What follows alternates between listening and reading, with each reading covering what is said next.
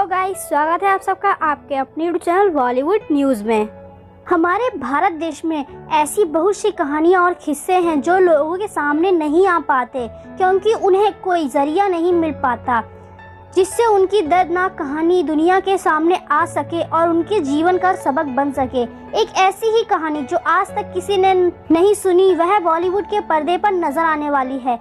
एक ऐसी महिला जिसने अपने जीवन में बहुत दयनीय स्थिति देखी और एक वैश्या के रूप में मशहूर हुई।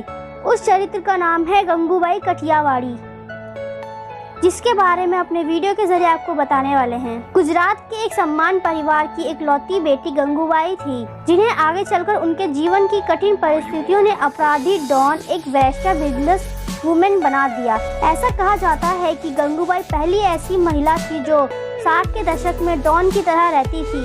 उनसे कोई भी पंगा लेने से पहले 100 बार सोचता था।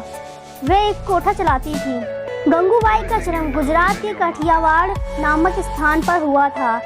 गंगूबाई के परिवार के सदस्य बेहद सम्मानजनक परिवार के थे जो बेटियों को पढ़ा लिखा कर आगे बढ़ाने में विश्वास रखते थे। गंगूबाई उनके परिवार की इकलौती बेटी थी जिन्हें वे पढ़ा लिखा कर कुछ बनाना चाहते थे, परंतु गंगूबाई की दिलचस्पी पढ़ाई में नहीं बल्कि फिल्मों में ज्यादा थी।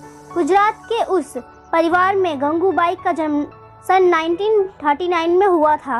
वह हमेशा से ही हीरोइन बनने का सपना देख रही थी और मुंबई जाने की बात किया करती थी। गंगूबाई के पिता के पास एक अकाउंटर काम करता था जिसका नाम रणमीक था। गुजरात आने से पहले वह मुंबई में रहता था। यह बात जब गंगू को पता चली तो जैसे उसे लगा कि उसको मुंबई जाने का रास्ता मिल गया।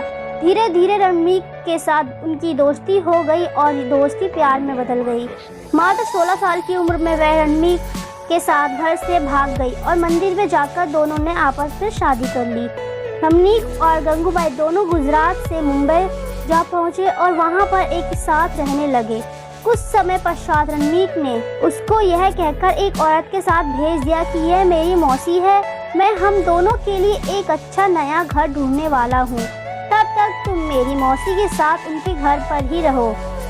रमन ने झूठ बोलकर गंगू को कोठे वाली के हाथों 500 रुपए में बेच दिया। गंगूबाई नहीं जानती थी कि रणमीक जिन्हें उसके हाथों सौंप रहा है वह मुंबई के मशहूर स्थान कमाठीपुरा रेड लाइट एरिया की एक कोठे वाली है। मुंबई के रेड लाइट एरिया कमाठीपुरा में जब गंगूबाई सबसे अनजान थी उस समय उसने अपनी परिस्थितियों से समझौता किया।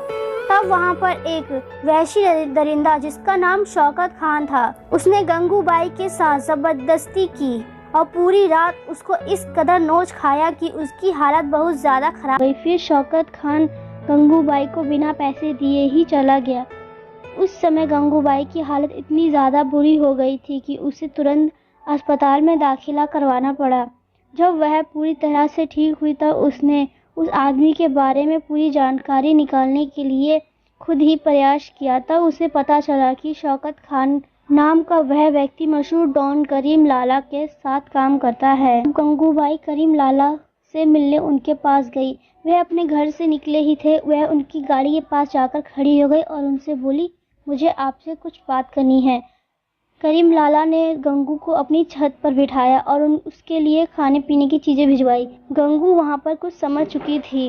जब करीम लाला उसके पास आए और उन्होंने बोला कि तुमने कुछ खाया क्यों नहीं है, तब गंगू का जवाब सुनकर उनके होश ही उड़ गए। गंगू ने कहा कि जब मुझ वैश्या के आपके घर पर आने से आपका घर अपवित्र हो सकता है, तब मेरे कुछ खाने से आपके किचन के बर्तन भी अपवित्र हो सकते हैं। यह बात सुनकर करीम लाला गंगू को देखते ही रहे। फिर गंगूबाई ने शौकत खान की वो हरकत बताई। उसके बाद करीम लाला ने उनकी रक्षा करने का प्रण लिया।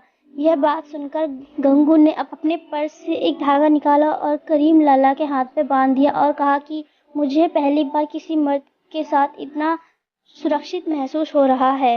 और फिर गंगू वहां चली गई। कुछ दिन बाद फिर से वहां पे शौकत खान आया और गंगू ने करीम लाला को खबर दी। उसके बाद करीम लाला आए और उन्होंने शौकत को पूरी तरह से पीटा और वहीं पर पूरे इलाके में चीख के बोला कि गंगू मेरी बहन है। करीम लाला की बहन बनने के बाद गंगूबाई की पूरी इलाके में धाक जमने, लोग गंगूबाई को डॉन के नाम से जानने लगे। लोग गंगूबाई से खौफ खाने लगे। आगे गंगूबाई ने मुंबई की सबसे बड़ी फीमेल डॉन में से एक बनी। गंगूबाई को जब प्रसिद्धि मिली तो उसने कोठे पर काम करने वाली महिलाओं के लिए कई सकारात्मक काम किए। गंगूबाई का कहना था कि यदि मुंबई में रेड लाइट एरिया में काम करने वाली औरत ना हो तो मुंबई की औरत घर से बाहर निकलना मुश्किल हो जाएगा। हालांकि वह अपने कोठे पर एक भी ऐसी महिला को नहीं रखती थी जिसका वहां पर काम करने का मन नहीं हो।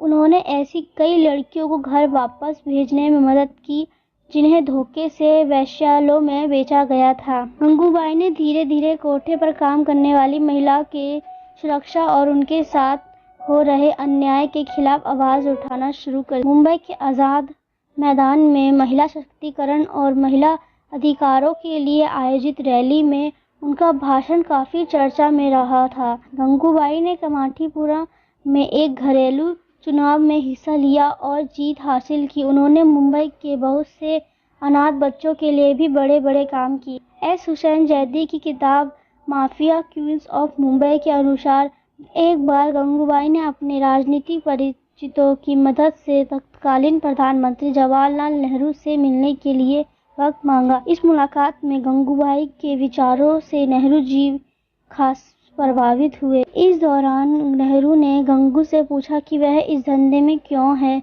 उन्हें अच्छी नौकरी और अच्छा पति मिल सकता था।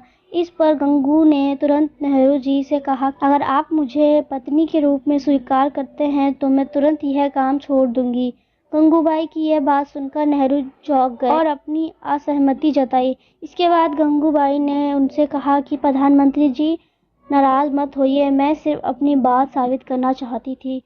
सलाह देना आसान है लेकिन उसे खुद अपनाना मुश्किल है। गंगूबाई ने अपने जीवन में कोठे पर काम करने वाली महिलाओं के लिए बहुत काम किया।